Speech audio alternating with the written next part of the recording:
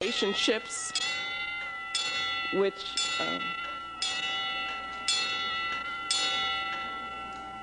okay. Oh, that's four. Okay. We have to understand the issues of power as well as the uses of technology. Now, what we can do and what we must do is to redefine what technology means.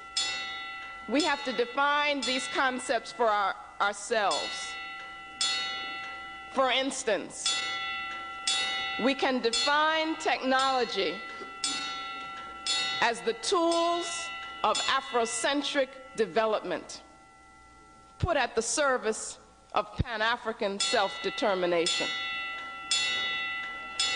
We have to develop an African psychology that is to look at how the minds of our children work so that we can best teach them and work with them, teach them how to think critically, how to ask questions, how to analyze.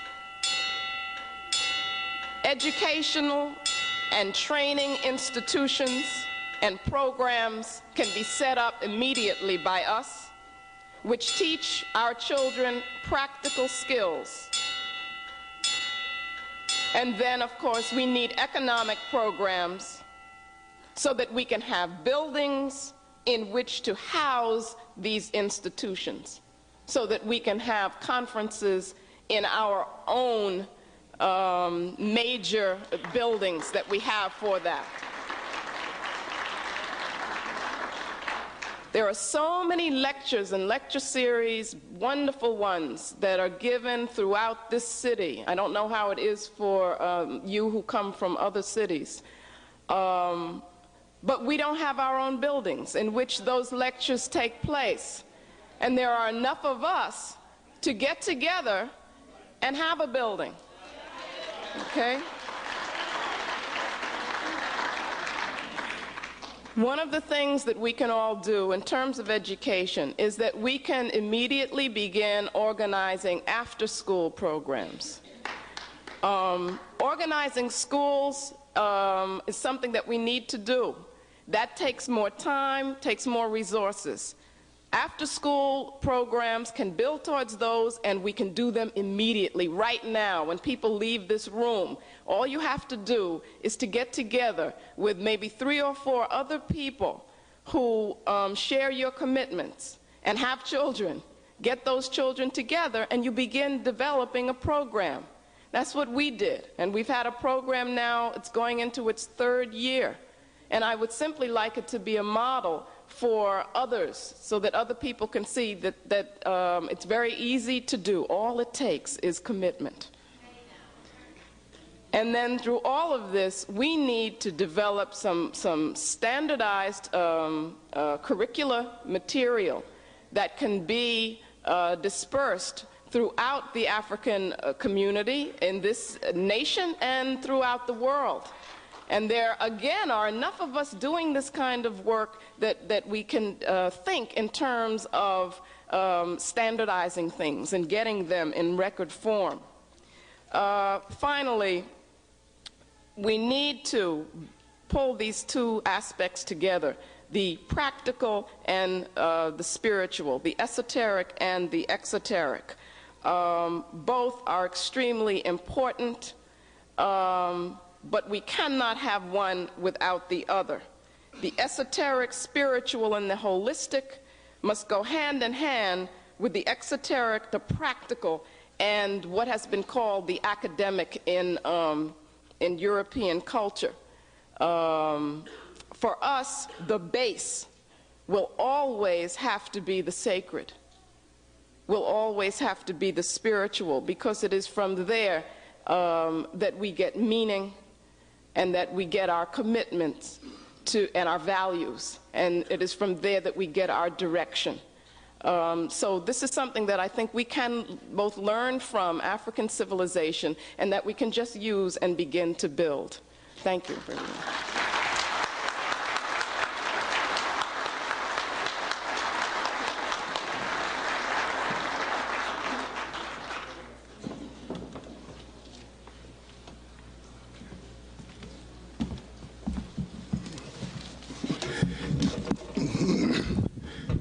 Good afternoon, ladies and gentlemen. It's indeed a pleasure to be invited to sort of speak with you today.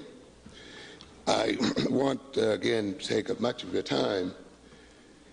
I won't pretend to be an expert on Egyptian education and Nile Valley education, since my interest is more contemporary. So I'll just sort of briefly outline some of the information I've been able to glean about the education of the Egyptian boy in particular. One of the things, though, that I found out about Egyptian education is the fact that certainly education was highly revered among the Egyptians, and the learned person was a highly revered and respected individual.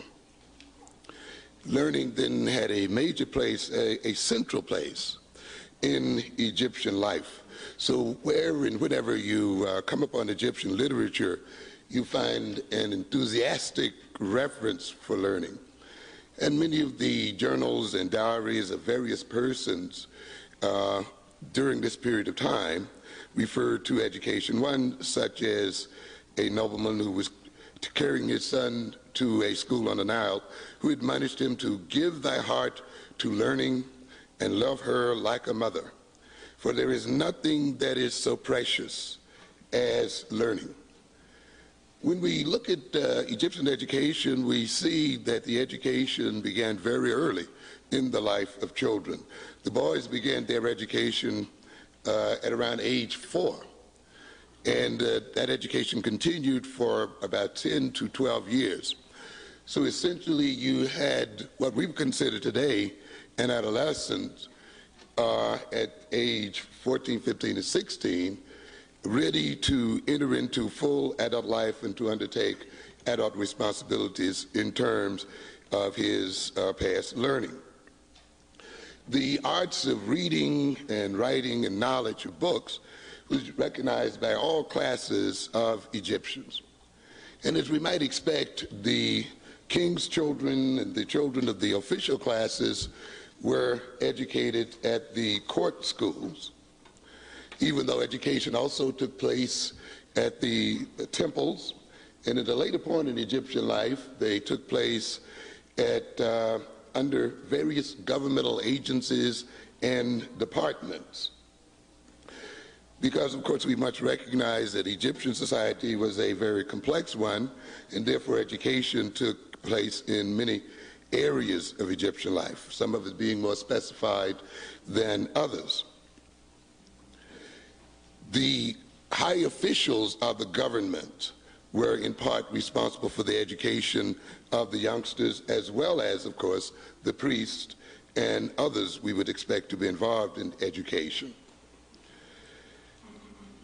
You had a type of corporate education as well, where the young man was educated by an official who ran a particular department, but also was a worker for that official.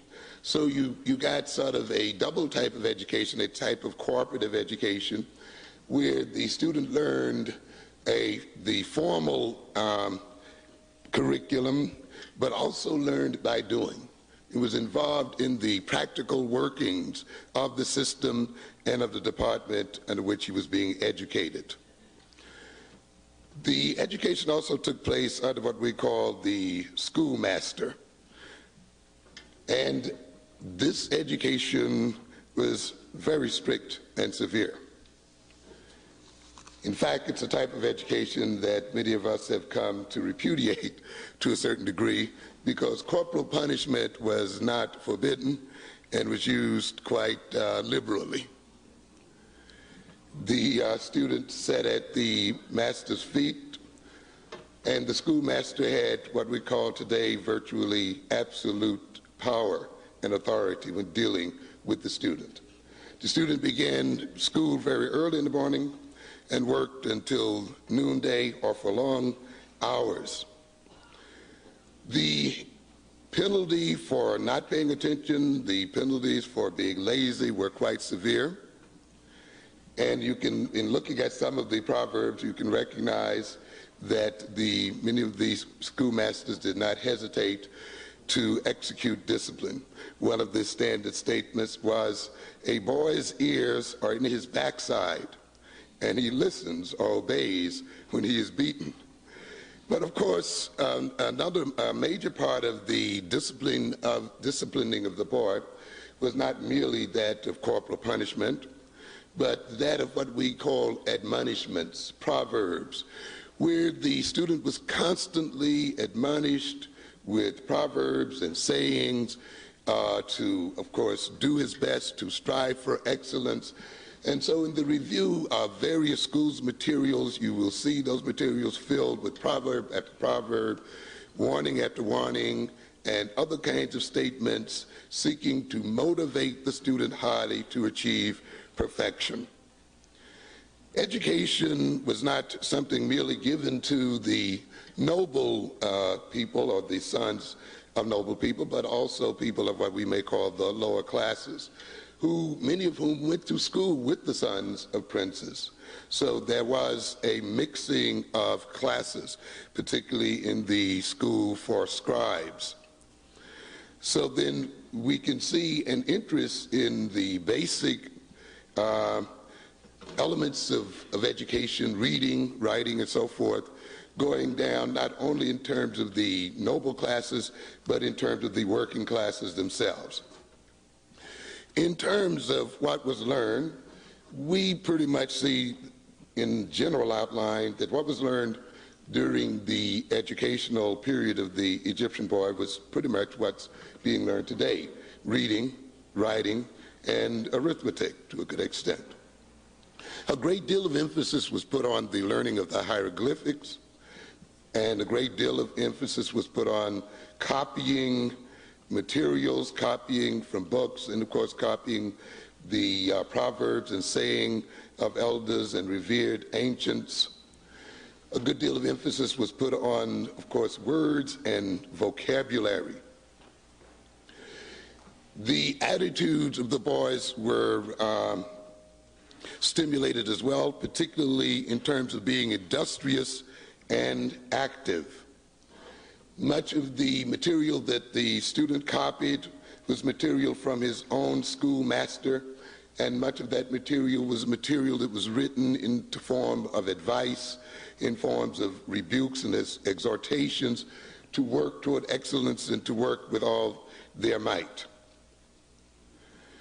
There was a very high reverence for words among the Egyptians, and of course the student was taught to revere words. In fact, the words were often referred to as divine words. The words were seen as the invention of the god Thoth, who was very much the patron god of writing, period. This revering of the word, of course, we see present in African cultures after Egypt, right on down to the present day. I was sort of impressed to see reference made to the word in Mantu, as I believe it was John who talked about the word and its importance to African culture and society. All magic, he states, is word magic, incantation and exorcism, blessing and curse. Through nomo, that is the word, man establishes his mastery over things. Everything comes into being through the word. And of course, we are reminded of this in the familiar testament that reads, first there was the word, and the word was with God, and the word was God. And of course, we are reminded of the creation story, which sees creation taking place in terms of the word. This idea then of the word as a creative force, as a transforming force, has been a part of African culture up to the present day. The word, John says, itself is force. The word holds the course of things and train and changes and transforms them. Nomo, the word, creates images upon images and transforms them. In what I think is a very remarkable book, The Pedagogy of the Oppressed, we see again Paulo Freire talking about the word, in one instance stating, to speak a true word is to transform the world. And of course we see in the teachings of Jesus the statement again about words and about truth. And the truth being that which frees men from bondage. Freire says to exist humanly is to name the world, to change the world. Beside the study of words, of course, was the study of math, the study of geometry, because, of course, as we're all familiar with, this was very necessary for the building of Egyptian society, for the measuring of land, and various other types of activities that were very necessary to the functioning of Egyptian society. Let's look for a moment briefly at what this education was used for. I don't want to leave you with the impression, of course, that Egyptian education was narrow. It was quite broad. That education included even gymnastics, and of course the teaching of ethics, and Professor Richards has alluded to the fact that the idea of spirit, the idea of ethics and conducts is at the very center of African education, and we see that at the very center of Egyptian education. Practical philosophy was also a part of the education of the Egyptian child. That is, philosophy not just in its abstract sense, but philosophy in terms of conducting oneself. The Egyptians, of course, held in high esteem the ability of the individual to behave mannerably, to behave justly. And this was considered then just as much a part of education as an education in hieroglyphics and other aspects of language and literature, as well as mathematics. Good manners and conducts was a major part of education. Of course, you had the education of the soldiers, the education of the painters, of the sculptors, the various other craftsmen, and the various other professions as well. The education of the Egyptian was used pretty much, in a sense, the way education is used today, to carry out very functional jobs and activities in the society itself. Of course, the kings and nobles and the elite classes owned very large tracts of land, and they had chronic need for scribes, for people who could mathematically register their crops, who could perform the necessary mental, academic, and other kinds of work to see that the harvest and other activities were performed efficiently. The priesthood class was also a class of very large landowners and required large numbers of scribes and other scholars as well. Scribes to keep the accounts of things going on in the temple, to copy the religious texts, of course, because now, of course, it amazes me today when I look at how we use copiers, and you begin to think, how is it that people made it without these things we call copiers today? And you recognize that there had to be an awful lot of writing and copying in order for knowledge to be disseminated. So consequently, of course, the work for the scribes was plentiful in the copying of texts and, of course, writing for people, translating for people, in keeping the registers of religious offerings to the gods, for drafting inscriptions on the temples which were to be painted. So a great deal was to be accomplished by education. And of course, in terms of sculpting, in terms of painting, in terms of building, architecture, engineering, and all of the things we admired the Egyptian society for had to be, of course, supported by an educational system. The education of the scribe was, of course, highly valued, probably above all others, or at least equal to many other levels and forms of education. It had some very practical aspects to it. Some of the practical aspects, of course, are the kind of aspects we see today. To become a scribe was to move into a whole new class, was to gain immense status, was also to move into an area of employment in which there was little or no unemployment. It was a chance to be employed by the kings and queens and nobles and whatever other groups were responsible for the functioning of the society as a whole. It gave a man a chance perhaps to lead the armies, to become a diplomat, an ambassador, to be a special envoy of the king, maybe to be a major potentate within the king's court. It meant that he was highly respected by others and carried a great deal of authority. So you can see why many Egyptians, both so-called lower class as well as higher class, aspired to getting their sons to follow this profession. I want to look for a moment then at possibly what we can learn from the study of Egyptian education. As we already have seen, there are some parallels in Egyptian education with education as it's carried out today, and there are some things about Egyptian education which we need to revive. Certainly the love for knowledge is something that we find in Egyptian education that can be stimulated far more than it is today. I'm constantly surprised, sometimes in my classes, when I become ecstatic about learning and how sometimes my students are looking at me as if I'm freaking out.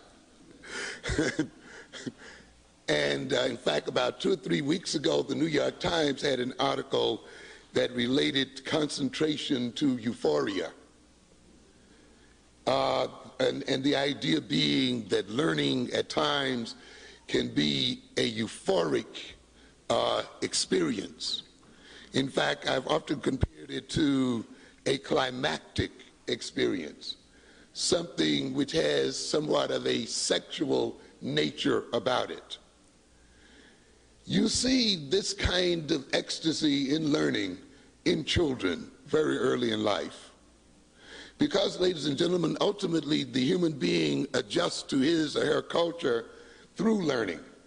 The brain itself is a learning machine. It comes to the world not organized like that of an animal and not pre-wired like that of instinctual beings, but it comes made programmable so that it can aid in the adaptation of the human being to various environments and various cultures and various situations. It is an instrument, the brain is, that is designed to, after it gets certain information, to coordinate that information and to perform creative acts on that information and therefore influence its environment and adapt the environment to its own needs. Generally then, what we have, we can say then that learning, of course, obviously is a necessary human activity. And generally those necessary human activities, those activities that are necessary for sustaining the life and the survival of human beings are often attended with pleasure in their functioning. You could imagine what would happen to us if sex was painful. So in the service of life, sex is indeed a very pleasurable activity. In the service of survival, then, learning too should be indeed an ecstatic and pleasurable activity. And we see that in children as they dot and dash through the environment early in life, and they are so curious, and they are exploring and investigating, and they are startled and awed by the various things that the environment have to offer. And it is somewhat pathetic, though, to see as they move into their later years of childhood they begin to associate learning with anxiety, with fear. And later on, you can see them even beginning to wear dumbness and stupidness as a badge of honor. When they gain status from their peers by demonstrating their ignorance. So you know then, for learning to be unpleasurable, there must have been at some point during the life of the human being when it was twisted and distorted by misguided adults and others who influence the child. Hopefully then we can resurrect this love of learning among ourselves. The love of words, which was, as I stated, very high among the Egyptians, I certainly hope would be restored to us today as Africans. As we said earlier, first there was the Word, and the Word was God, the Word was with God, and we see God creating the world in terms of the Word and the image and the symbol. We are in this building today, and we must know that the first act of the creation of this building was the bringing forth of an image in somebody's mind, a thought, an idea, followed again by a whole set of words and negotiations, and again by a whole set of figures and symbols on paper. And then it was out of this use of words and symbols that we have this organized structure that we're in today. No buildings that we see are the result of random activity. They are the result of the use of the word and of imaging. And for a people to build and construct and to transform the world and to transform the society, for a people to transform themselves, they must have the word. One of the major problems with the African today is that he has no control of the word. We are complaining today about the fact that the word has been put into the hands of another people. And those words being put into the hands of another people have been used to destroy our self-image, our self-confidence, have been used to destroy our mind, have been used as vehicle in which to introject the inferiority complex into our very personalities today. We will not gain control of ourselves nor control of the world until we gain control of the word and the control of the image. The word is divine, the word is magic, and we will not be able to perform that magic until the word becomes ours again. One of the major functions of the black professional is to gain control of the word and to gain control of definition. One of the things that I've noted as being one of the constants that has remained with us since we've dealt with the European, no matter how many changes we've gone through, no matter what you say about integrated living and all of this other stuff we call progress today, is that the European has not relinquished his control of the word and has not relinquished his control of information. The control of information is the first step that one must achieve when one wants to brainwash another and wants to create the mind of another. The words that a parent says to a child helps to create the personality of that child. The absence of words also create personality as well.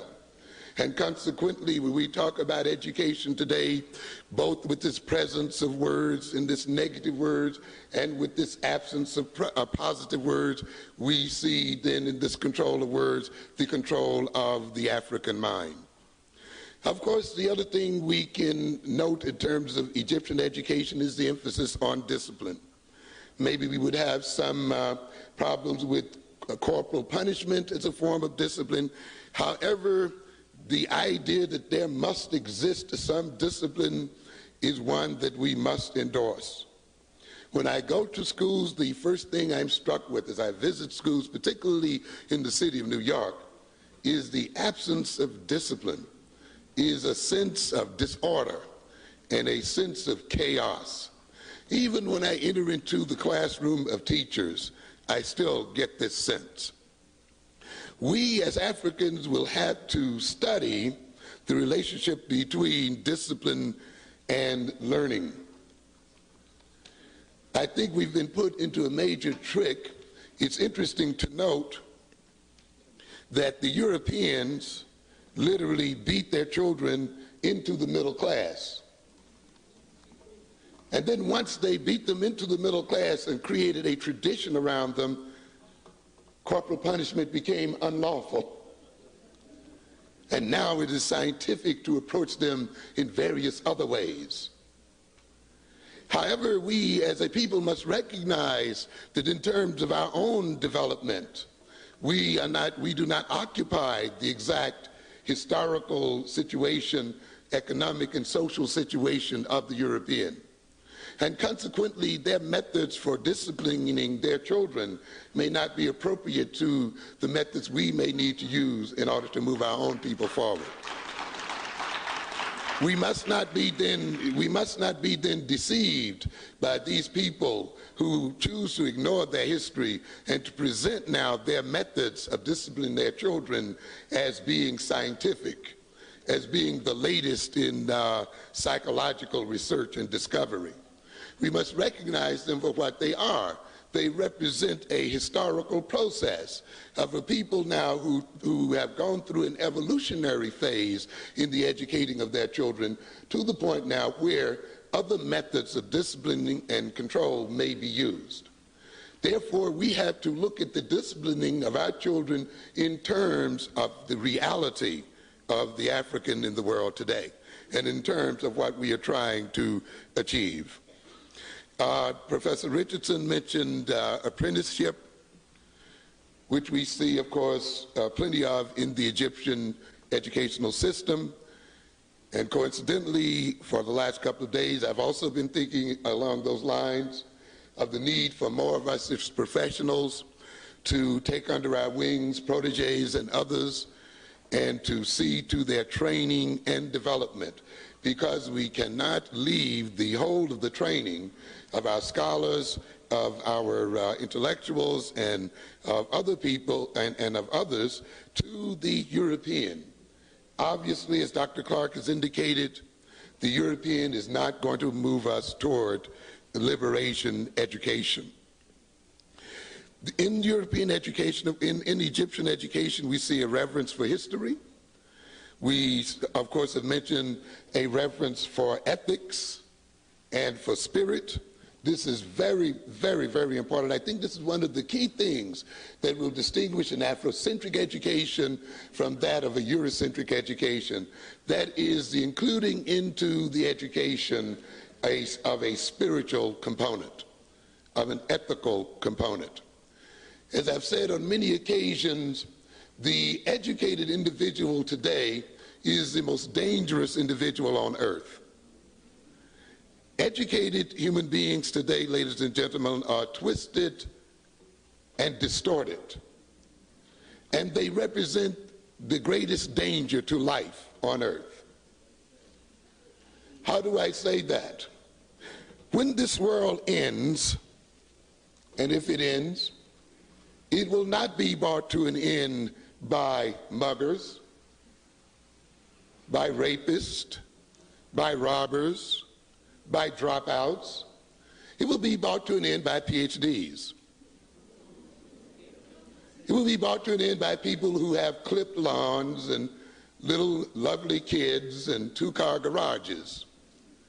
It will be brought to an end by the pillars of society, who go to church, who vote, who are concerned with the Board of Education, but who will also go to work and design bombs and design all kinds of offensive and defensive weapons, doctors who will design germ warfare, botanists who will design biological warfare to destroy crops, psychologists who will design methods of destroying people's minds and so forth, sociologists who will determine how you can destroy a society and its values, So the thing that we must recognize, that education in a Eurocentric society is an education for war. And every discipline is a part of that war effort. Every discipline is a part of its scheme to dominate other people. The African American student is often deceived by this type of thing. They're deceived into thinking that the education they're receiving is non-political, which is the most political thing of all. All disciplines are related in some way to politics, and all disciplines are in some way related to maintaining the dominance of Eurocentric society. The Eurocentric society is one that is based on death and domination. And those people who are educated in it are educated to bring death and domination upon other people.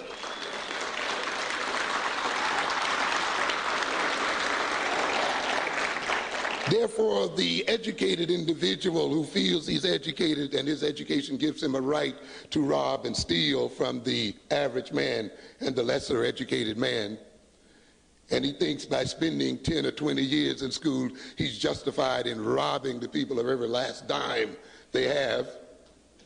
And so therefore you can see even our medical doctors and so forth often then have in them still that germ of rape and robbery that is a part of Eurocentric education. The education is very subtle. I told my class the other day, wouldn't it really be so different if you came to this class out of a desire to learn,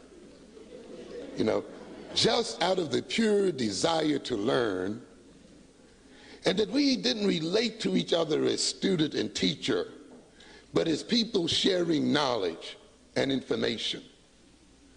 And that I don't have to take the role of an authority over you. And that I don't have to motivate your education through fear, so that you do what you are asked to do because you're afraid of getting an F, or because you want to get an A, or because you want to be great one day, or because you want status and all of these other things. Can't you see then at the very center of your education is an education based on fear and false pride and false motivations, so that when you get through, you will be a twisted human being, and therefore you will introject that kind of value upon the population as a whole.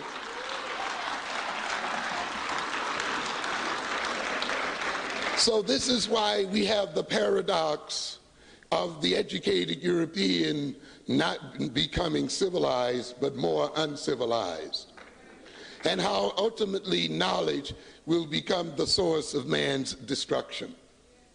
One of the fundamental orientation then of an Afrocentric education is to change this orientation, this fundamental death and rapacious motivation at the root of education.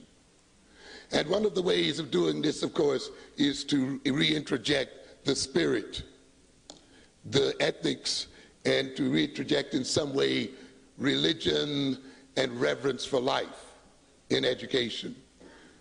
People who are educated without spirit, without a reverence for life, are educated to become prostitutes.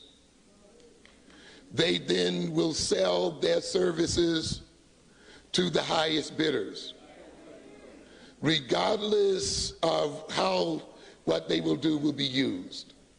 And so we have the stupid situation that we are faced with today, of where by offering a physicist a corner house and a two-car garage and a full professorship, he will make a bomb that will destroy himself, his children and grandchildren, and the whole of the world. When we are blown up one day, we would recognize the superiority of those societies we've been trained to look down upon today. So consequently then, the African education is one that must be fundamentally redirected. Let's look again then at some of the differences, and I will wrap it up shortly. I don't think we gain a great deal if we are narrow in looking at African education and Egyptian education. if we assume that all we have to do is just reimpose it upon ourselves, because we have to face a reality. We do live in a different historical time and a different political, social, contextual time, and that, of course, has to be considered when we look at education. We have to recognize that the Egyptian was educated within a nation, within an empire. And of course, it means then that even when the Egyptian was educated in a very practical sense of saying, okay, you get educated this way and you will become a scribe and you will become respected by men and so forth and so on, you will make big money and this and so forth. You have to recognize that we can't quite motivate our own children in this light. You see, the most practical motivation in education is this: go to school so you can get a job. Go to school so you can be employed and gain status and so forth. But you must recognize, when you own your own nation, this is compatible with advancing the interests of that nation. But when you are in the midst of another nation, and when you are a dominated people, to advise and motivate your children on that basis means that they have a narrow concept of education, and in following through their professions, they will support directly and indirectly the very system which dominates them. So we have to recognize, ladies and gentlemen, that it is not enough just to educate our children in reading, writing, and arithmetic. And I think even those of us who call ourselves Afrocentric have forgotten about that. We think that it is enough merely to train our children in Afrocentric thoughts and orientations. However, to train them in Afrocentric thoughts and orientation in mathematics and science without also preparing a nation for them is filled with problems. And often it means then that you will educate maybe a very brilliant mathematician who has Afrocentric ideas, but who in the end still must work for IBM and AT&T and the rest. And he'll find himself frustrated and upset, but in order to earn his bread, he's got to work for the enemy. So consequently then, a part of education, ladies and gentlemen, is the building of a nation and the building of institutions so that we can hire those ones we educate. So that in working to fulfill their own needs and desires, even though those needs may be somewhat selfish, they are still working to advance the interests of the nation. You can educate your children into scientific thinking and mathematical thinking all you wish. Unless you have an economy, it will come to nothing. Because today, ladies and gentlemen, doing an advanced project research project in physics costs millions and millions of dollars. If you're going to build a cyclotron, for instance, you may have to build that cyclotron filled with heavy magnets and heavy uses of electricity for 5 or 6 or 12 miles around. This requires tremendous investments of money and time. Consequently, it means if the African society is to advance to any great degree, the African society must develop its economy so that it can support scientific and other forms of research. Otherwise, we are just sort of making pipe dreams. We must recognize, too, that the Egyptian is being educated under the influence of autonomy. That is, Egypt is an autonomous nation and an empire. We must recognize today, though, that our education takes place under domination. And this, I think, means a fundamental difference in direction of education of the current African as against the Egyptian. To a good extent, a great deal of Egyptian education was conservative, maintaining a great and glorious nation and history and past. as well, of course, as maintaining their survival. But in our situation, ladies and gentlemen, we are not dealing in an autonomous context. We are operating in a context of domination, which means I think that our fundamental thrust, or at least the fundamental thrust of African education today, should be revolutionary. It should be an education geared toward the overthrow of those people who dominate us.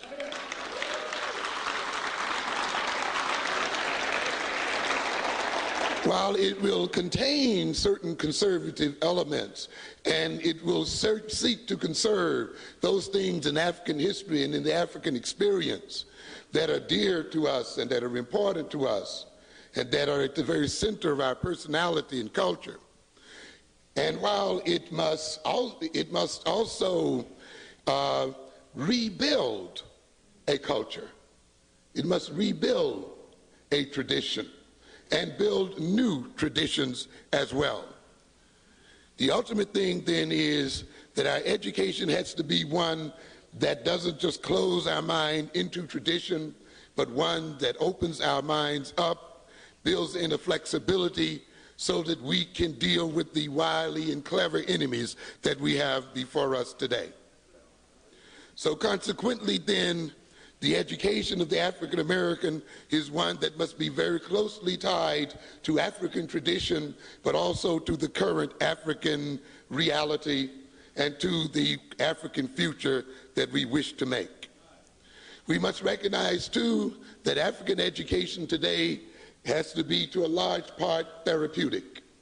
The African mind has been made ill by its experience with the European. It is sick, and it is near the point of madness, and it has to be restored. The African mind today, and I'm speaking of the world over, to a great extent is a mind still dominated by the servant mentality. We don't have time to go into the ramifications of that mentality, except that it is a mentality that is designed to maintain us in servitude and designed not to ensure our survival in the future. One of the things that you must recognize very clearly is that in order for oppression to work as it does today, we have to literally be robbed of our brain and of the use of our brain power. One of the major things that we have to be robbed of is our ability to think, and to think critically. I hold that ability above almost all the others. In fact, to create almost a sacrilege, I hold it as high as the knowledge of Afrocentric history. Because to me, a people who have a free mind and a critical mind will, by their very use of logic, come to know the value of being Afrocentric. We don't want our people to learn to be Afrocentric by the way of jingoisms and by the way of tight traditions. We want them to arrive at their Afrocentrism through the use of their free and great African minds. Thank you very much.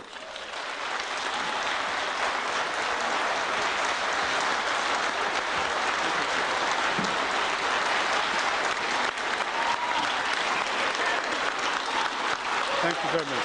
Thank you. Thank you very much.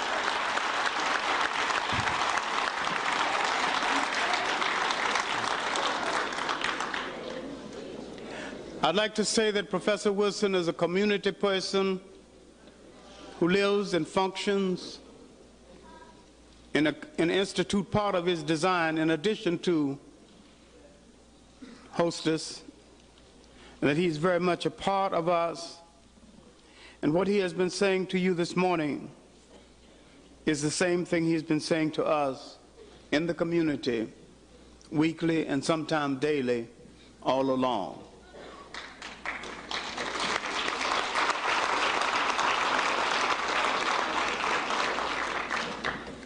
I want to deal very briefly with what Professor Richard said, then Professor Wilson.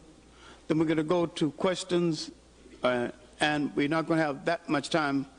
Then we will vacate for the next panel. Professor Richard dealt principally with custom and culture and attitudes that grow out of custom and culture. And what we have lost in the Western world, we have lost the means of custom and culture. And let me show you what I mean. Now, we maintain through memory so much that was African in us. And I had to go to Africa to understand this.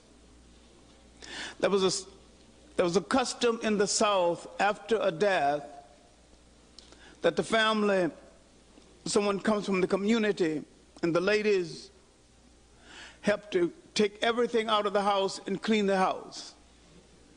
That custom was consistent, even to the point where there was a stale old joke when someone comes into a house that's in disarray. They said, why don't somebody die in this house so the community can come and clean it up?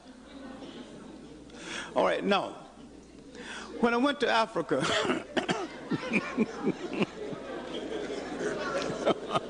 now when I went to Africa, I saw the other part of that way, the part that we had forgotten. I saw when the deceased, the widow of the deceased, begins to cry, and she never cries until the official announcement is made of her husband's death, no matter how much he feels, until the elder of the family have announced the death, he is not officially dead, although she knows physically he's dead. He's dead to the group when the elder says he's dead and announce that our brother has departed. And every time she wept, women of her age group came around her and they comfort her. That throughout that society there was someone to comfort you at every level. And when we danced out, and I say we because I got into the dance, out the life of the deceased, everybody there had to dance out his relationship to the deceased. And when it came almost my time to dance, I almost panicked. I'd never done a dance in an African ring in my life. And I asked an African girl, how do you do this dance? Where do you put your feet? And she looked me straight in the eye and said, Mr. Clarke, you have no feet. The African dance has nothing to do with the feet. It has to do with the soul. If you can feel your relationship with this man, then you can dance out that relationship. If it touches your heart, what you call your feet will take care of itself.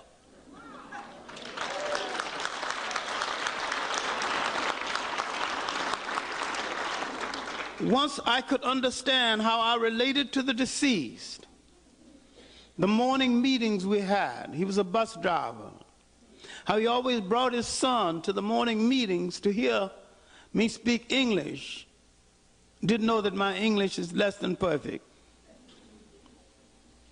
And how we saw him to the door of the family compound as he went to in town to drive the buses.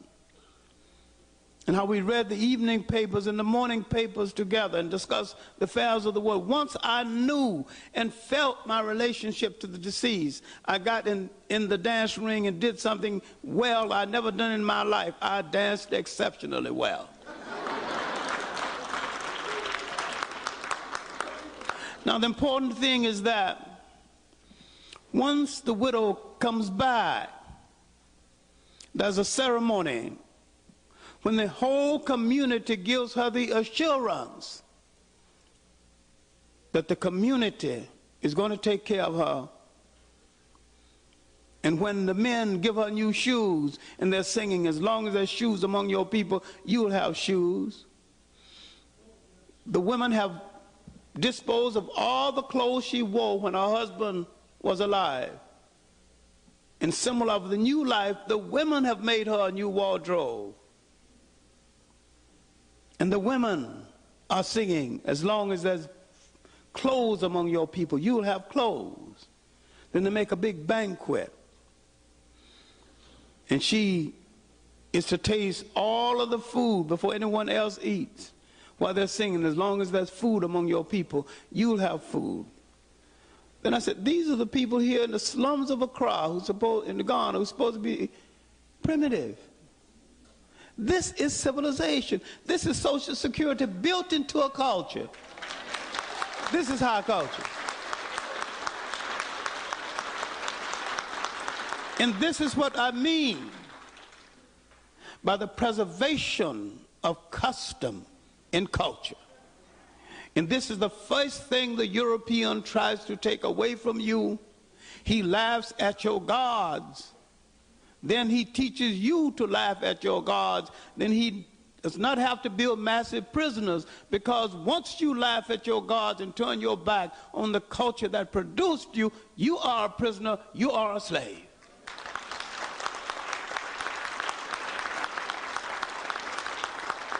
So education must be an education for restorations.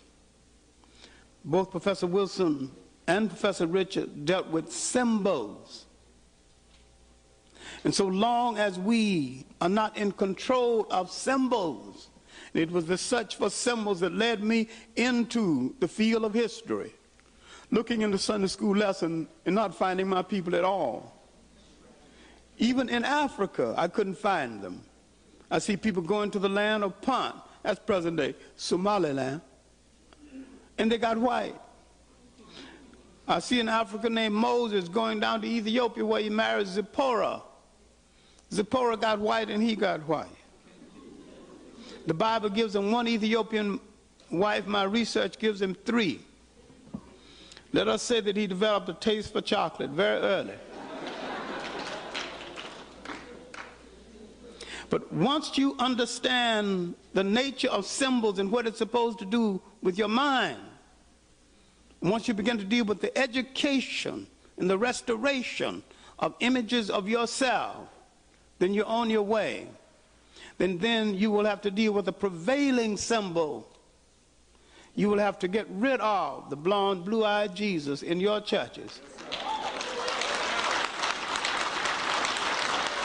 Until you do that, you will not give the Father the proper respect.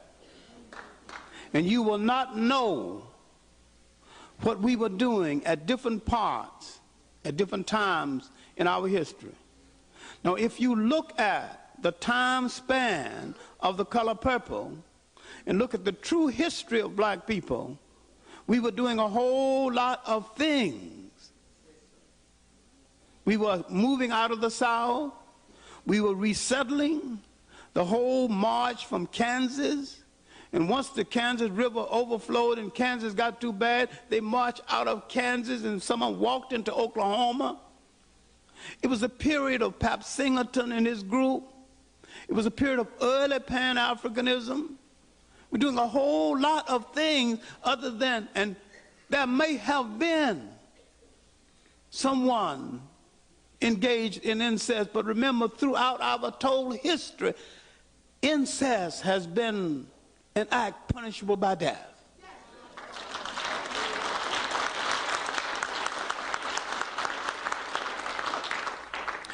And 2 of the best-known novels written by blacks, Invisible Man begins with incest, and The Color Purple begins with incest. Because they are programmed by someone else to pick out images within whites and fasten them on us. Until you would deal with images and symbols, you won't deal with yourself. And you can begin with a mirror, and until you walk away from that mirror and say, I like what I see, you will not start to deal with images.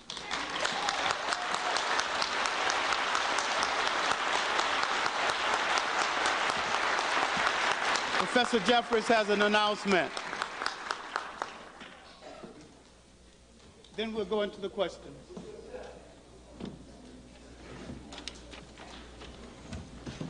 Hotep, brothers and sisters. Certainly a beautiful thing to see all of you here at this institution. This is one of those institutions that Professor Wilson was talking about. If you have a degree from one of these institutions, like Columbia University and the rest, you're in trouble. And if you're teaching there, you're in trouble. A whole lot of things. We'll go into that as we get into the conference. We do want to go into some bookkeeping and other things that we have to make sure we take care of, and mechanics. I don't want to lose the flow of the panel. We will finish this panel and move right into the next panel with a short break in between. Then we will have a break for dinner. There are restaurants in the neighborhood that are available. There will be food vendors that are available. We wish you to come back in the, not straight too far. They have Reliables, Copelands, Wilsons within easy distance. Come back for the presidential address and also the activities after that in which Professor Clarke will be featured. So that gear yourself in terms of your time because this is a special happening and a special occasion.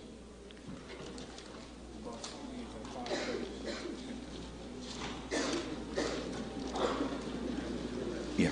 Okay. We will have other announcements about the bus leaving, going back to the Penta, so people can prepare to come back this evening. We'll make those announcements later. A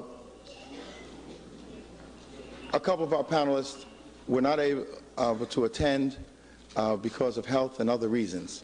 But I'm sure that we all had a fantastic presentation with the brothers and sisters that we have today. Could we give them a special round of applause?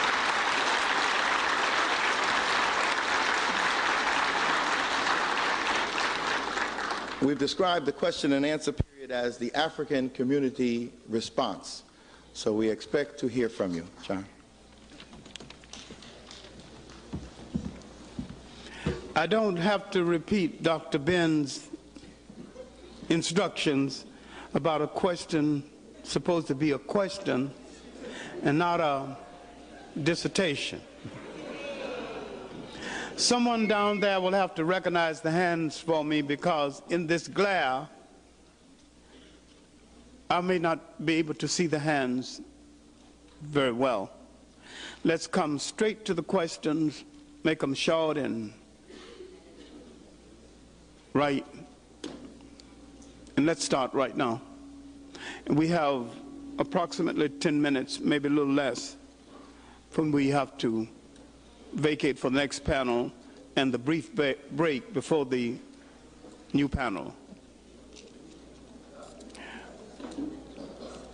Professor Wilson, you can address your question to Professor Wilson or myself, because the panel consists of practically two right now, except Professor Jeffries, who's administratively moving around, taking care of business. Yes.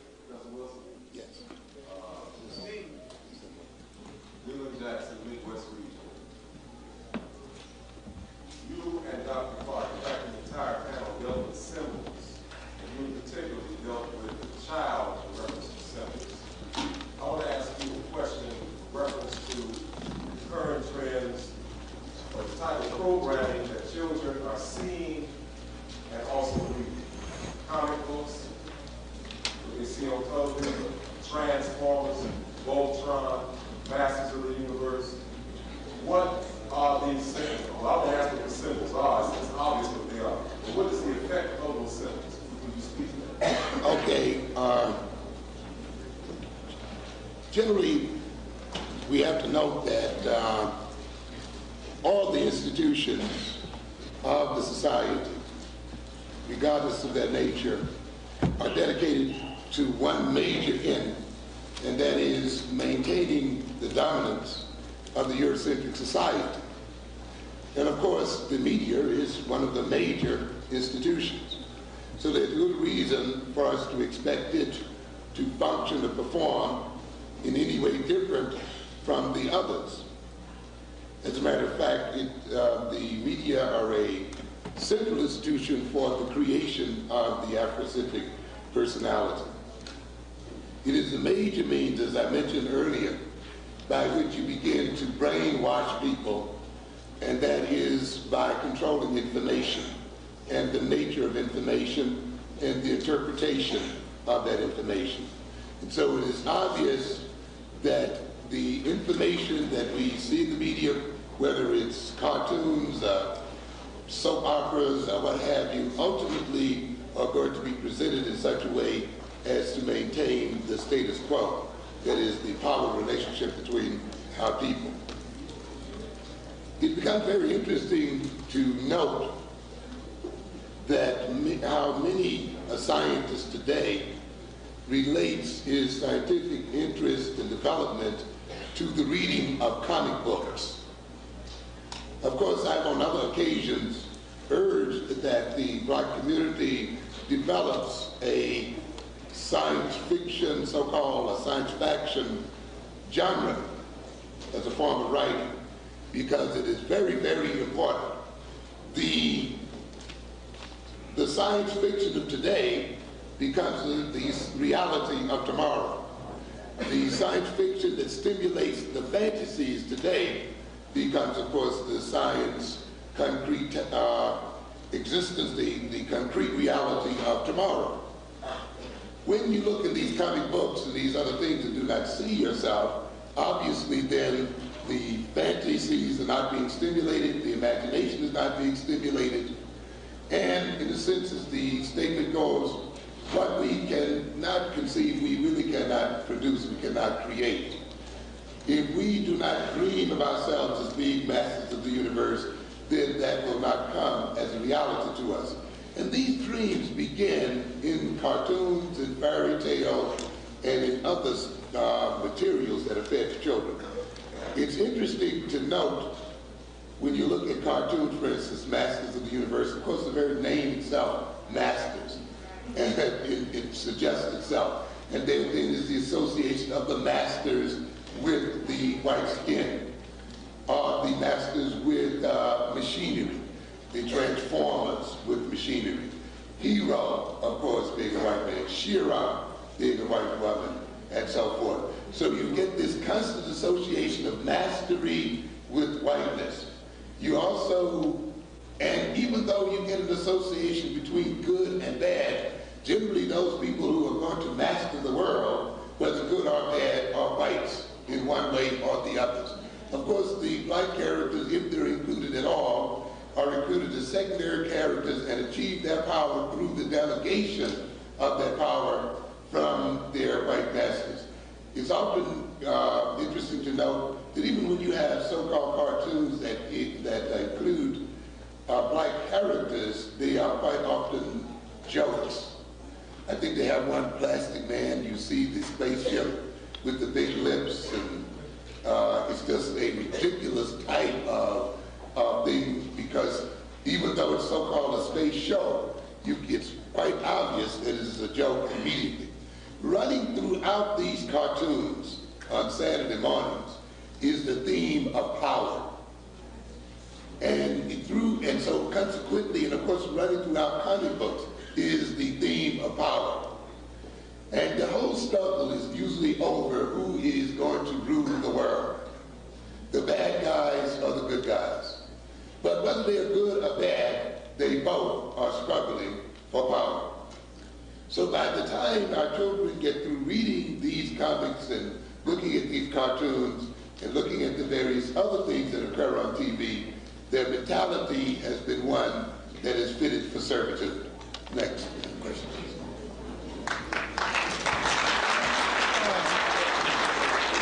Before the next question, if you can hear me, before the next question, look at the symbol on TV. Why is the black character in different strokes a rump, and why is the one in Webster a rump? They never wish to show you full grown or full blown. And this is something else we have to fully deal with. All right, next question, please. It's about from the local region. Question directed to Henrik Clarke. You mentioned critical thinking in the comment in every presentation, and how essential it would be for us to reconstruct this African view of things and also the whole duration. Now, I know you're doing some work in the area of black social psychology, and could you please just give us some input in terms of that particular thinking into projecting something for us? Okay. As I indicated earlier, and of course, Freire talks about this as well, but I think any time you really looked very closely at the psychology of domination, you see that one of the major things it must remove is the ability to think critically and analytically, to the kind of thinking that weighs and measures and evaluates and relates and organizes and so forth.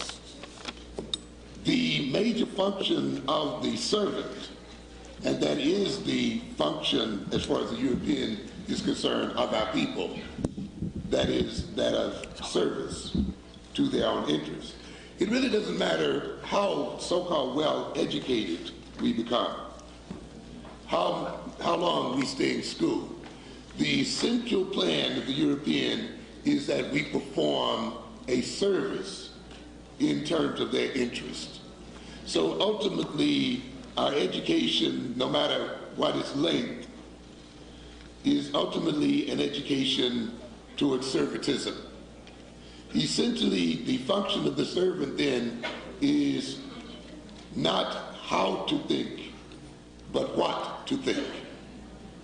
His function essentially is one of carrying out orders. And therefore, the kind of mentality he should best develop is one that depends to a great deal upon memory and rote kinds of learning.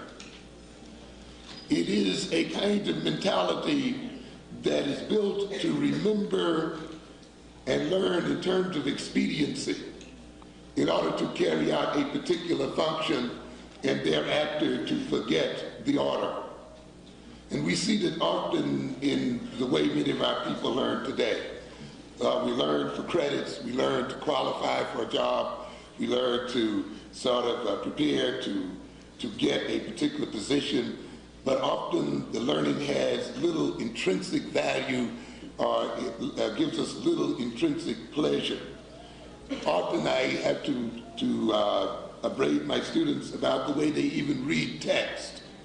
Literally, they focus right on the sentence that they're reading without connecting it to the sentence they read before, and without anticipating the sentence to come, without also holding in the back of their minds the framework in which the sentence they're reading is occurring, and in a sense relating on various levels what they're reading with past, present, and future experiences and events. Essentially, the sentence is read with a kind of mentality that focuses upon the immediate present and upon carrying out the activities of the immediate present. So consequently, even the education sometimes of people who we respect as being highly educated is the education of a parrot. Literally the education of where they are repeating what they have been told to repeat, where they literally then are echoing their teachers and have come to value what they're saying merely because their teachers have told them that it is valuable.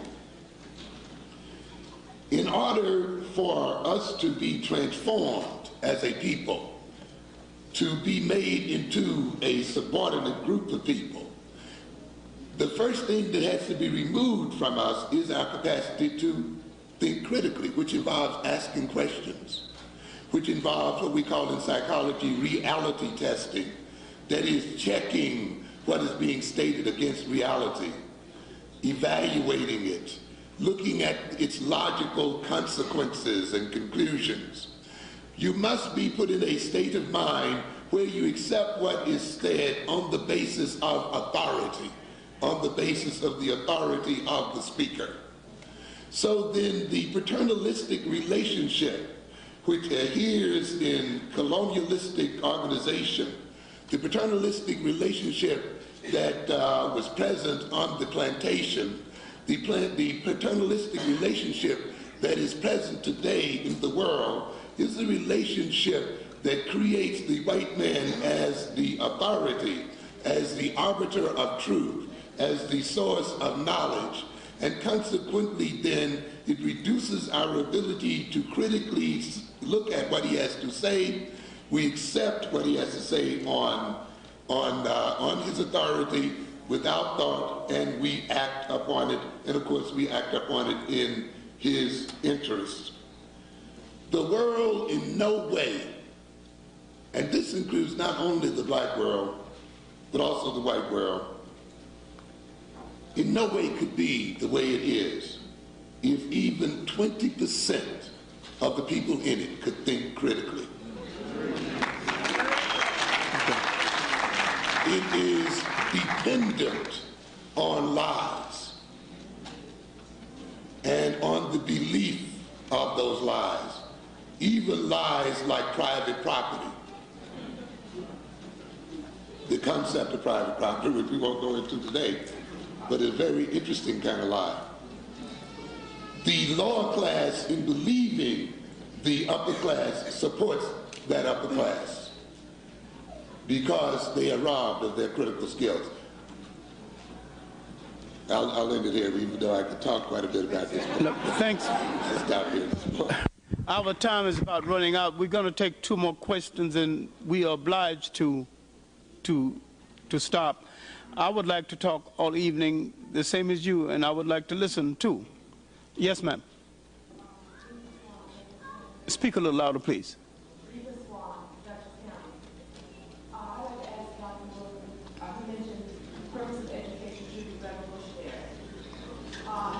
Revolutionary what?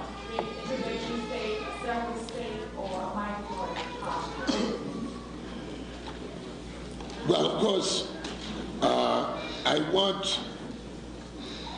want you to write a prescription for the revolution. Okay? Of course, because one part about revolution is that revolution and the goal of revolution should be something, as Ferry says too, that is derived from dialogue, from the people dialoguing with each other, from an analysis of reality, an analysis of our situation, and then working that through. And one of the things he notes, which I subscribe to, is that we have to be very careful, those of us who are in so-called positions of leadership or influence, or whatever you want to call it, in the way we relate to our people, in that we don't want to come with them with prescriptions already laid out, because in a sense, through this kind of approach, we tend to bring on the kind of approach that already exists as a part of the master-slave relationship. And of course, by using this approach, we have to maintain the passivity of the people. And if we're talking about then critical thinking, the people themselves must be critically involved in determining the goals of revolution. So the thing that I'm getting at then is this, that the revolution and the goals of the revolution will be whatever African people, after an objective, Afrocentric determination and cultural analysis, will determine that they will be. But realistically, that can take decades. So I'm a mother, I have a child. What do I teach my child right now in terms of this goal?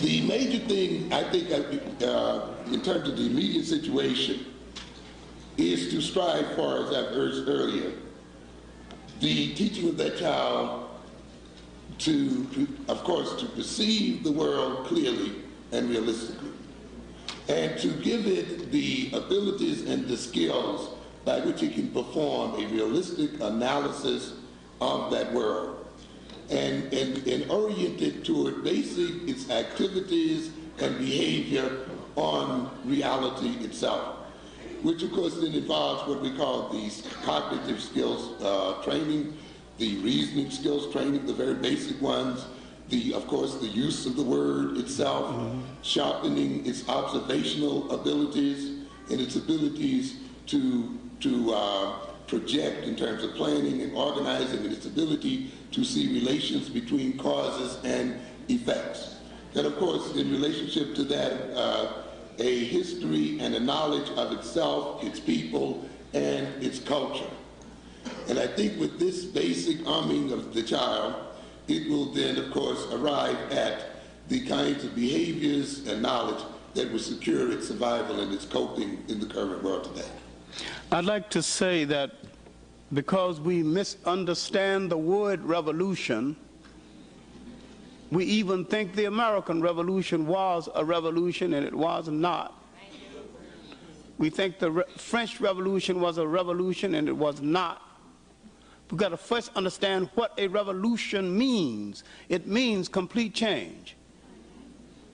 And we cannot have a revolution imitating other people. The Africans, when in charge of their own destiny, had many revolutions. He sat down and realized that certain aspects of the society had grown obsolete and had to be changed. And he intelligently changed it, and he changed most of them without drawing a drop of blood.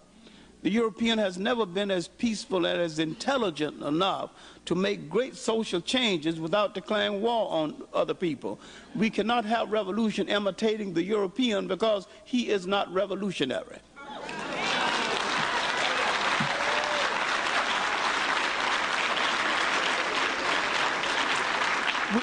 We'll have the last question, and I purposely tried to avoid mentioning cause something or another, because you have two kinds of Marxists among blacks. You have the Groucho Marxists and the Karl Marxists. And I'm always running into the Grouchos, and I'm trying to avoid that today. We'll take the last question, please. Yes, sir.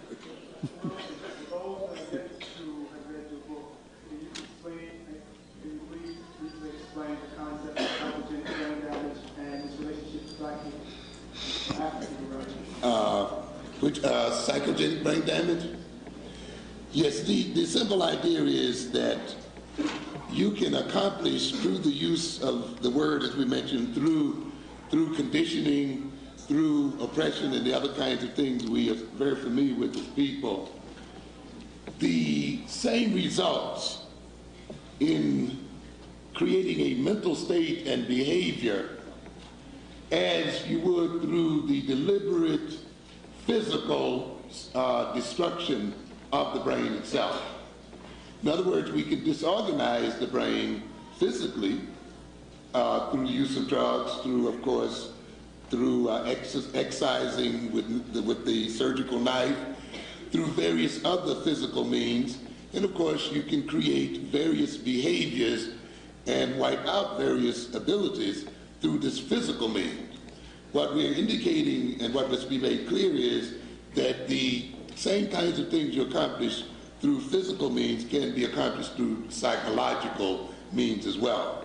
For instance, you can control intractable pain, or you can control some forms, or at least it has been tried anyway, to control some forms of schizophrenia and schizophrenic behavior and other forms of behavior by performing what we call lobotomy, that is the cutting off of the frontal lobes from the other part of the brain.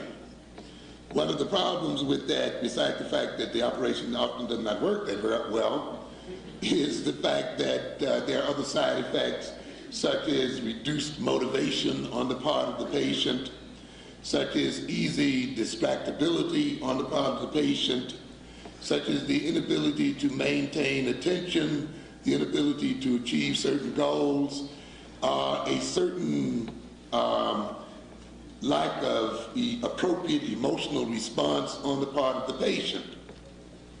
It's also interesting to note that the frontal lobes are that aspect of the brain that uses the word, that uses images to organize the rest of the brain and to actually program the body to achieve certain goals.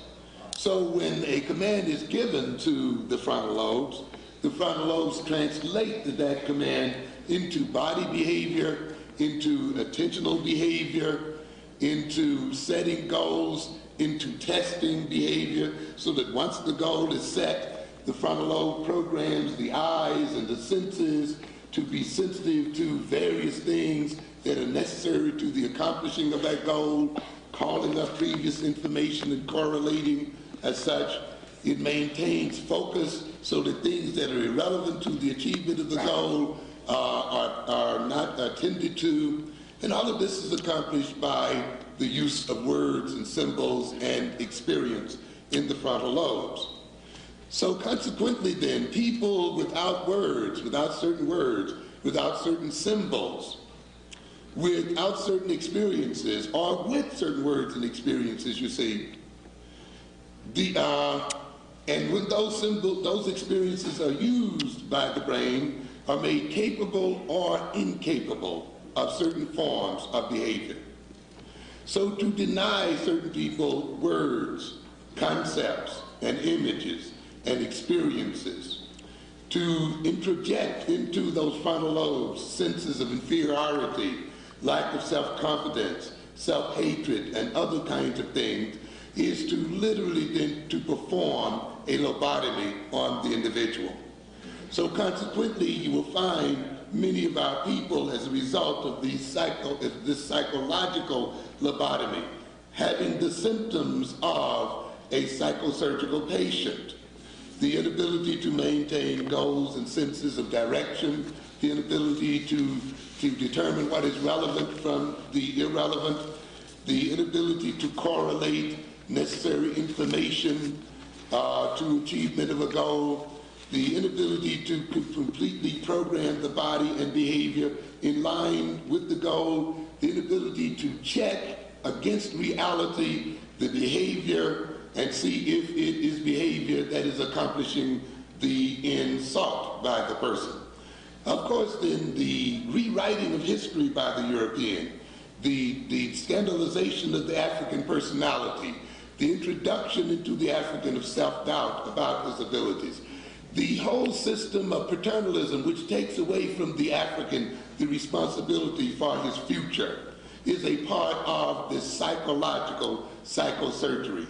And it is then a way of robbing the African brain of its necessary programs to achieve African survival and independence. It is a way then of literally cutting up our brains without physically entering into our skulls. Thank you very much. Thank you, brothers and sisters. There'll be a short break before the next question, very short, I think, because we've used up more than enough of our time. All right, prepare to come right back for another panel and partake of these fruits of education. Thank you very much again. Appropriate that I be asked to chair the very last panel because I live so far away in Seattle, Washington. And, and we decided on this particular panel not to hurry. We prepared for this panel, which we feel is so significant, speaking about the African family of the Nile, and we have some very, very, very important messages to share with you. I would like to introduce the members of the panel. Sister Clarke, who many of us have shared a number of experiences with for the last 3 years in Los Angeles and in Chicago, and Sister Gordon, and Sister Jeannie Bain. I'm asking us if we feel that we are going to get a little restless and need to catch buses and things, if we would do it very respectfully. Thank you. And we'll start off with Sister Clarke.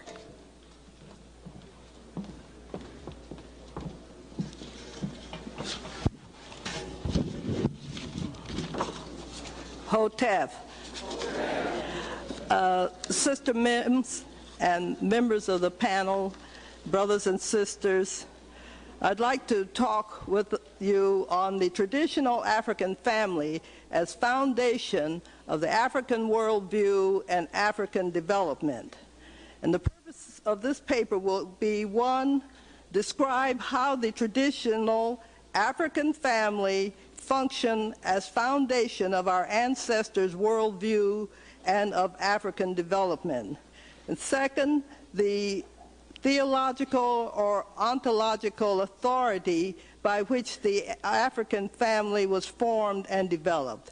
Third, using the traditional African family as a paradigm, discuss how we African Americans can reconstitute and reconstruct our families as the sine qua non foundation for liberating and developing our communities at the local and national levels.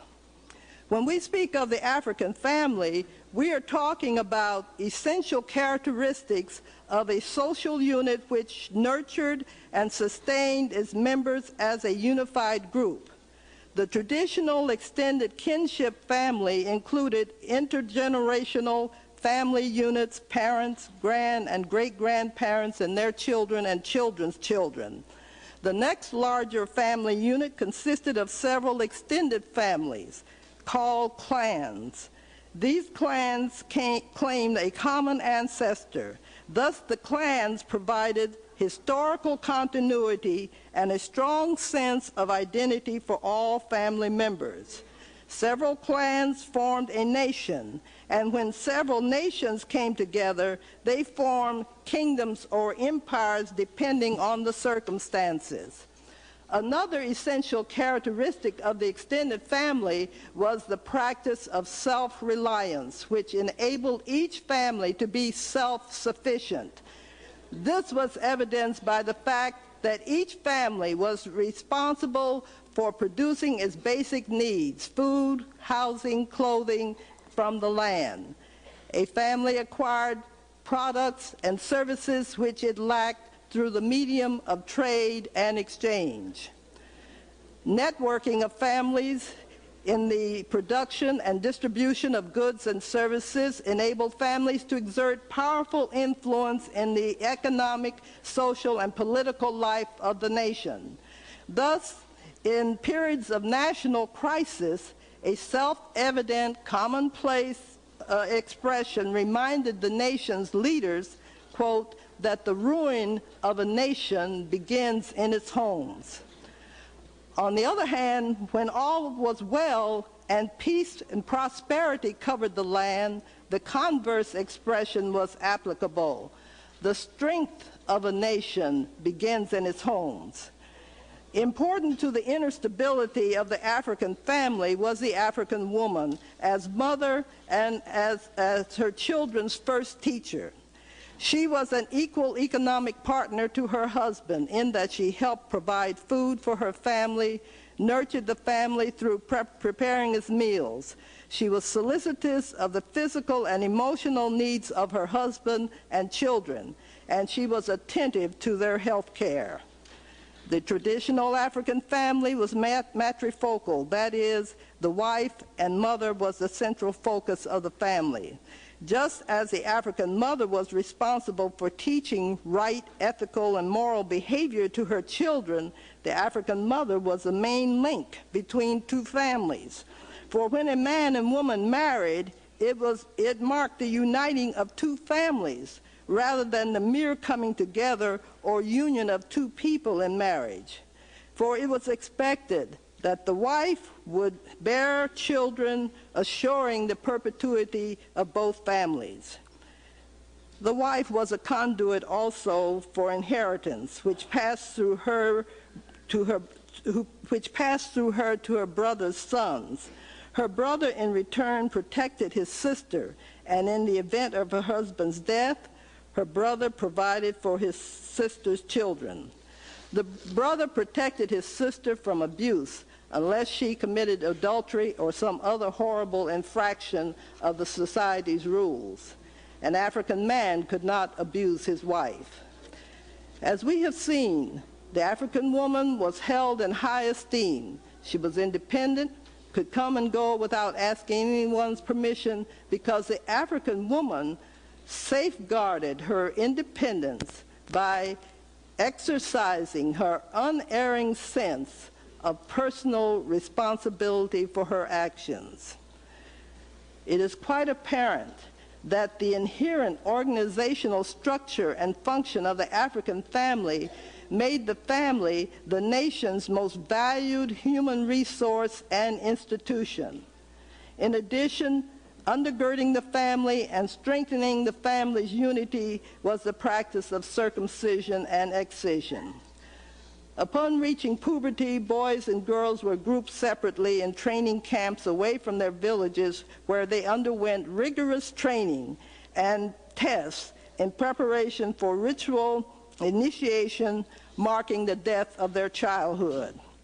Those young people who passed these tests were resurrected, as it were, into their communities as men and women ready to enter into their new cycle as responsible adults, ready to assume their future responsibilities of marriage and parenting. Nothing was left to chance during the several months of rigorous training. In the case of the young girls, they were taught how to perform household chores, gardening skills, and especially how to prepare nutritious meals for their future husbands and children. They were taught how to respond to their husbands' physical and emotional needs, how to enhance their own feminine charms and graces as a means of heightening their self-image, which fosters self-confidence in a woman, especially when the knowledge of wifing is being transmitted by women who have been there. Instructions were given on when and where to make love, have sexual intercourse, what positions were permissible and which were not sanctioned by tradition. Boys were taught basic survival skills befitting a man. Here too, boys' self-image and manliness was assured through trial by ordeal, testing their skills in calculations, hunting, learning their duties to their future wives and children as protectors and supporters, providers. They learned how to defend their communities and or nations when necessary. The young people's rebirth was celebrated by the community, symbolizing that these young adults were released from their childhood cycle of depending on their biological parents for nurturing. They were reborn as productive children of the community, ready to help shape the destinies of their communities and nations.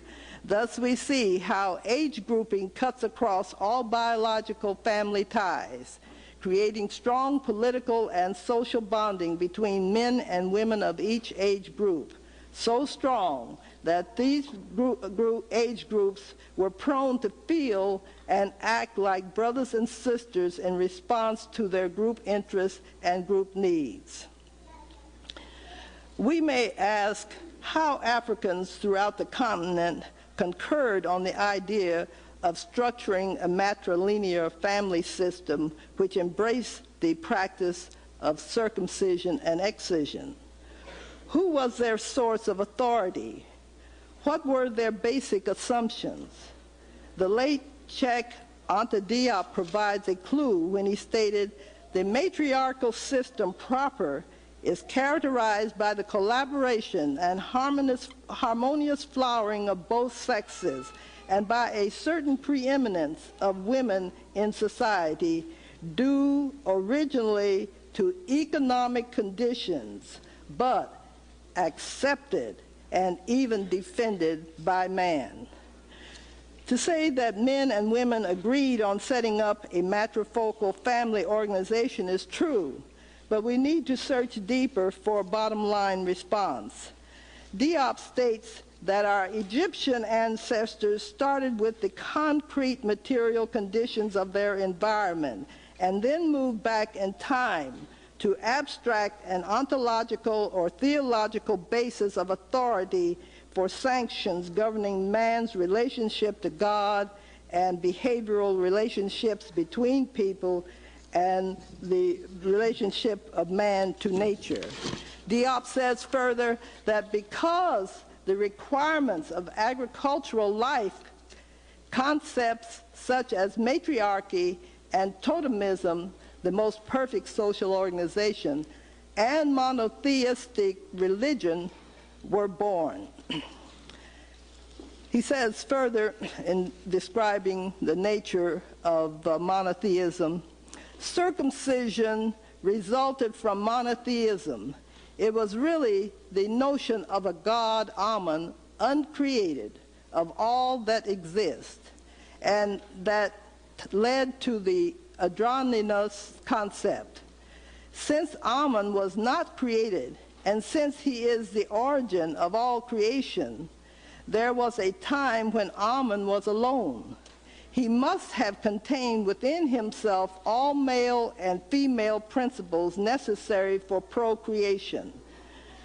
Belief in this hermaphroditic ontology would produce circumcision and excision in the black world, end of quote.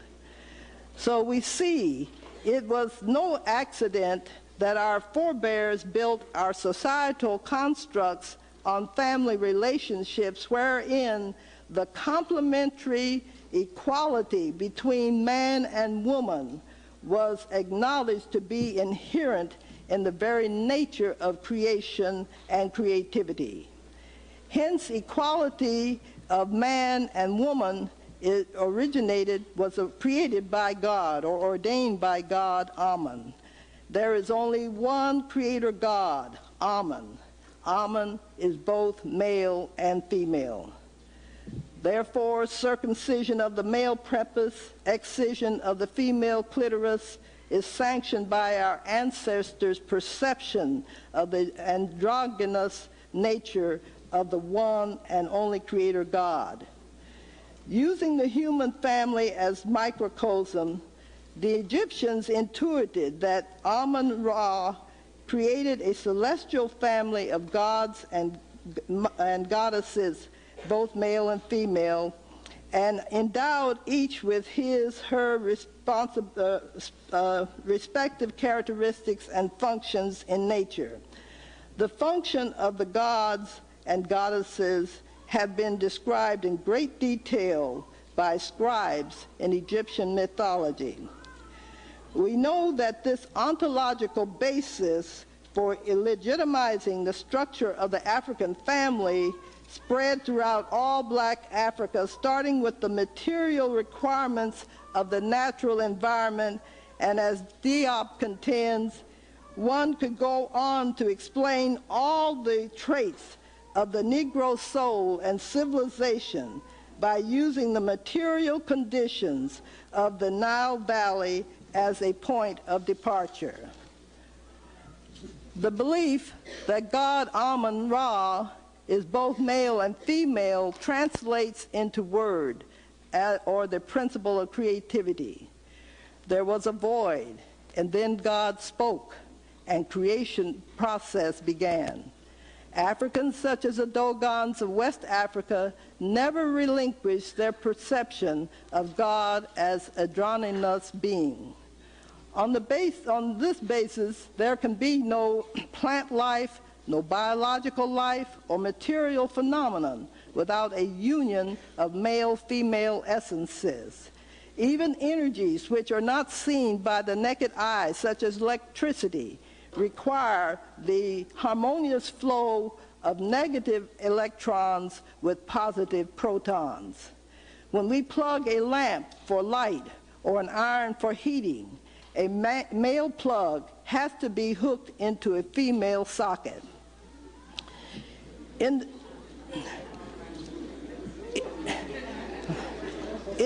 the Judaic-Christian tradition, by contrast, God is perceived as male only, giving rise in part to the patriarchal family structure. This view of a creator deity gives rise to irreconcilable dichotomies. It has taken the rise of speculative scientific skepticism in Western culture to resolve the dichotomy which characterizes Western myopic vision. East is east, and west is west, and ne'er the twain shall meet. While Egyptians used word to identify the beginning creation, they posited an all-encompassing universal ethical religious principle which celebrates man's ascendancy to civilization and self-awareness. This principle, Mayat, means truth, righteousness, and justice. Truth, righteousness, and justice were with God, Amun, before anything was created. Mayat was in place before creation. The Egyptian tradition does not lend itself to an Adam and Eve myth, because in Egyptian mythology, our African forebears posited the concept of Mayat with full knowledge of plant reproduction, animal and human sexuality. Mayat appeals to our spiritual nature by requiring us to respect our sacrosanct and divine urge to recreate our own images generation after generation until the end of time. Mayat is an all-encompassing principle of governance upon which our Egyptian ancestors predicated all of their institutions, economic, social, political, with family as the primary institution. In the instruction of Ta-Hotep, as translated in the Hosea, we are told, strive for excellence in all you do, so that no fault can be found in your character.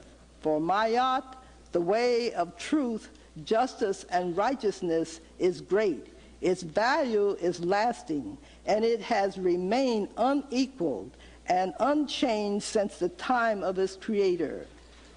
Although wickedness may gain wealth, wrongdoing has never brought its wares to a safe port. In the end, it is Mayat, the way of truth, justice, and righteousness that endures and enables the upright to say, it is the legacy of my father and mother.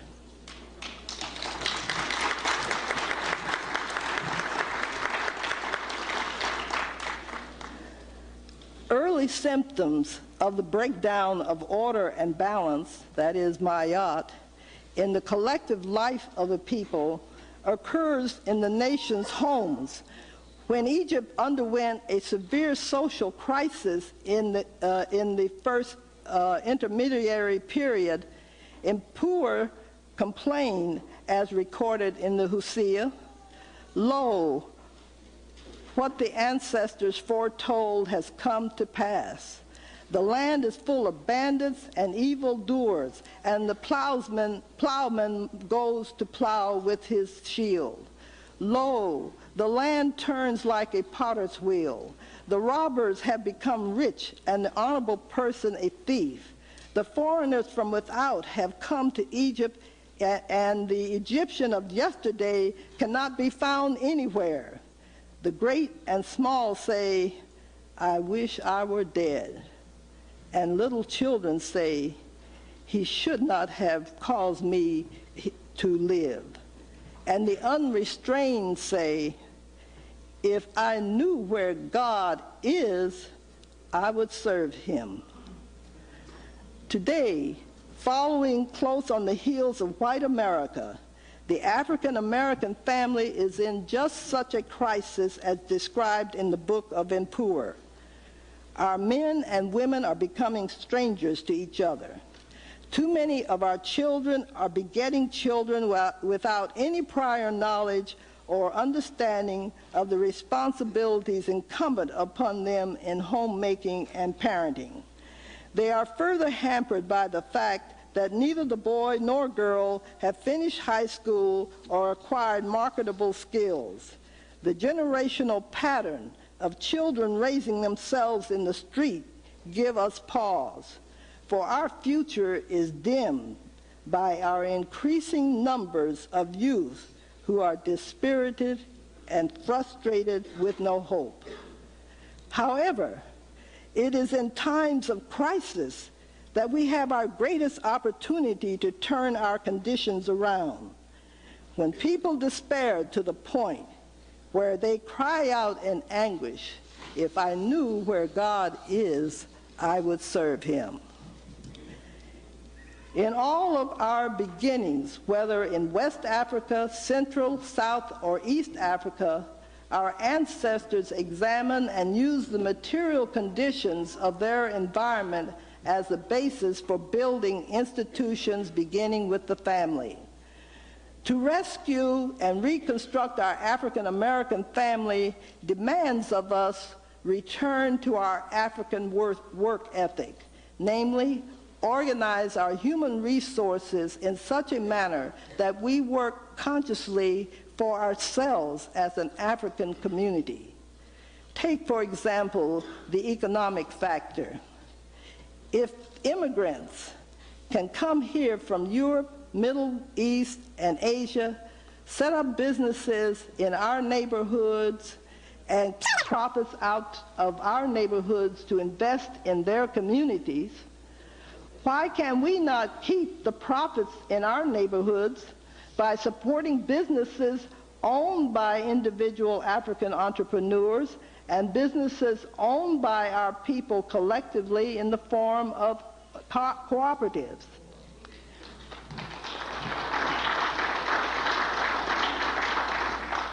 Such a turnaround would provide the means to train and employ a number of our youth whose survival is dependent solely upon their street smarts. Sisters and brothers, we must re-examine our individual and collective lives through continuous study of our beginnings and implement the lessons we learned from our beginnings, starting with the first beginning, namely creation. We have learned from our readings, lectures, and discussions that the first and greatest civilization known to man was built by our Egyptian ancestors. Our studies further inform us that the creation principle, or the principle of creativity as intuited by our Egyptian ancestors, became the cornerstone upon which the first and greatest civilization known to man was founded. This universal principle, youth, truth, righteousness, justice, has withstood the test of time and will last throughout eternity. Therefore, it behooves us to renew our faith by internalizing Mayat as we reach out to touch the lives of brothers and sisters who, in their striking out blindly and in darkness for answers, maim and short-circuit their own lives and the lives of us who are closest to them. In fact, we shall not rest, for only Amun-Ra was satisfied after creation of the universe of complementary forces harmonized by the divine law of Mayat, and he rested. Amun-Ra permits us to develop to the limits of our capabilities the ongoing creative building process within the sphere of human activity. The tremendous energies and smarts of our young must be challenged and channeled into creative purpose living. It is incumbent upon us to transmit to them the true knowledge about ourselves.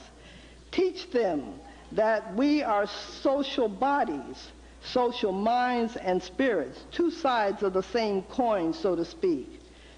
Our awareness of our many levels of spirit depend upon the extent to which we explore our spiritual dimensions.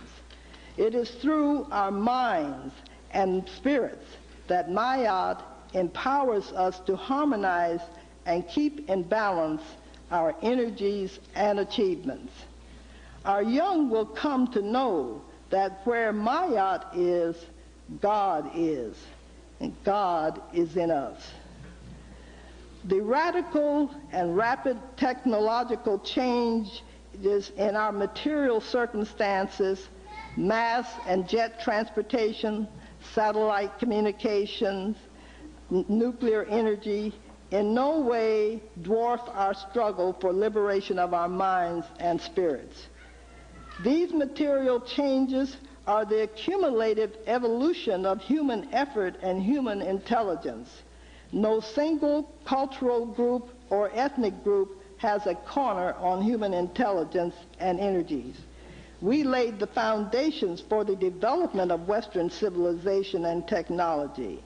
Using our collective human resources, we must rebuild humanizing institutions. Finally, at the height of the civil rights movement in 1966, Congressman Adam Clayton Powell rang a bell in his baccalaureate sermon at Howard University when he said, "Human rights are God-given. Civil rights are man-made. Our lives must be purposed to implement human rights. To demand these God-given rights is to seek black power, the power to build black institutions of splendid achievement. As we place our faith in Mayat as envisioned by our ancestors, we will again take our place center stage in world history by building and rebuilding even greater African institutions of splendid achievement, beginning with the African family."